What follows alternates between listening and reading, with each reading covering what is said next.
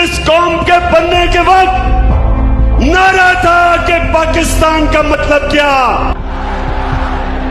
मैं चाहता हूं कि मेरी नौजवानों को सबको पता हो कि हम हैं क्या, ये क्यों मुल्क बना था।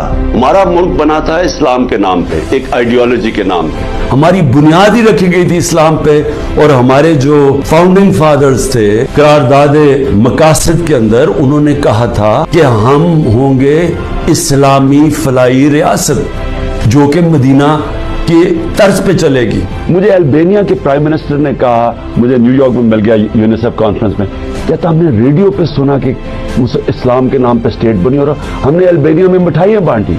तो एक वक्त पे हम नेल्सन मंडेला ने मुझे कहा कि उनका जो हीरो थे वो गांधी और कायदे आजम थे। हम मिसाल दे सकते थे मुसलमानों को कि एक डेमोक्रेटिक स्टेट एक इस्लाम के नाम पे बनी है, जिसमें इंसानियत है, जिसमें वेलफेयर है, जिसमें अदल और इंसाफ। पाकिस्तान सिर्फ एक तरह उठेगा कि हम जो अल्लाह ने हमें हुक्म दिया है कि नबी सल्लल्लाहु अलैहि वसल्लम के कदमों पे, उनकी सुन्नत पे, उनकी शरिया पे चढ़ो, उनके रास्ते पे ही ये मुल्क उठेगा।